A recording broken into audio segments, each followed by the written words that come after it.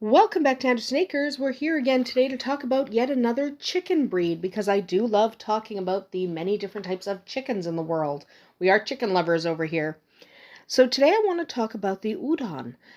Sometimes it's pronounced Houdan or Houdan, but it is a French breed, so Houdan is more correct because you kind of eliminate that H sound at the beginning of the word, but it is spelled with an H. The H kind of accents the rest of the word, kind of like our. We don't say hour. So same way there, you kind of blend that H into the rest of the world for a Houdan. Okay, so the H is almost an accent. Regardless of how you pronounce it, it doesn't matter that much. So if you have someone saying Houdan or Houdan, this is the breed they are referring to. So this is a French breed from the small town of Houdan, west of Paris. It's a very nice little town. And this is where this breed originally got its start, or at least where it was named for. So the breed itself likely started by crossing existing Polish and French breeds. I'm not talking about the Polish breed of chicken. I'm talking about breeds from Poland. So breeds from Poland crossed with existing French breeds probably created the Houdan somewhere in the late 1840s, not 1940s. It's an older breed than that. So it is not the oldest French breed of chicken, but it is an older French chicken. It is a dual-purpose breed known for its beautifully tender white meat, and it lays well. So if you are looking for a bird on your farm that will give you both a succulent meat and a decent egg, the Houdan might be for you. It reached the US and the UK by the 1860s, so it did move kind of quickly after it originally started. But again, you have to remember, chicken breeds can progress very quickly because a chicken goes from a baby to laying eggs, and those eggs are ready to hatch in just a few months. So I know it sounds like that's really, really fast, 20 years, and all of a sudden they're everywhere. But it's not that fast when you consider how quickly chickens mature.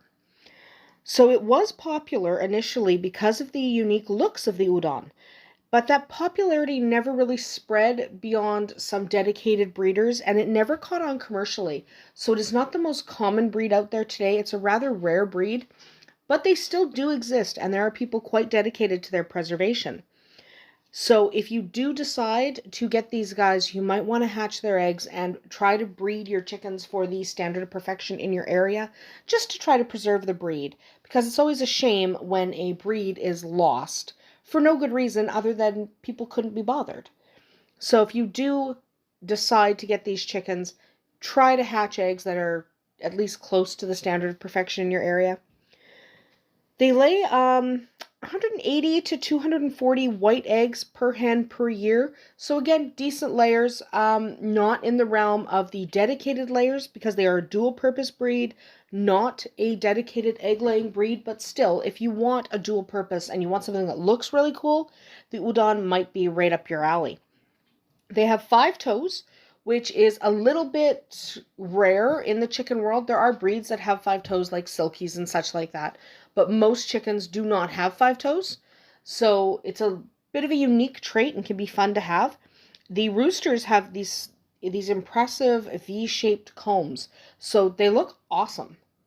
Again, if you're looking for a breed that would really entertain you, you might want to consider the Houdan. We're just going to ignore the dog barking. She's not barking at anything in particular. So you can get these guys in a multitude of colors. There is the black mottled, the white, and the cuckoo, which are your generally accepted colors for shows. Your area might accept an extra color or two. And there are, of course, like many breeds, there are experimental colors that are not necessarily accepted yet, but they're still beautiful to have. So the black mottled is the most common. That is the one most breeders work with. But if you can get your hands on white or cuckoo, also a very good choice because they are beautiful, beautiful birds. These are excellent birds for small farms. And there is a bantam version that's even smaller. The bantam version tolerates confinement pretty well. So if you want an impressive looking breed and you can't free range, you might want to look into the bantam Houdan because they are able to stay in their coop and they don't need a lot of free ranging time. So they're a beautiful bird to have, and you can keep them locked up if you need to. They're a very beautiful bird. If you are going to get into this breed, you might have to go on a wait list for hatching eggs or chicks, but this breed is well worth the wait because they are completely gorgeous. So I hope you liked learning a little bit about the Houdan today, and I hope you'll join us again next time. We'll see you tomorrow.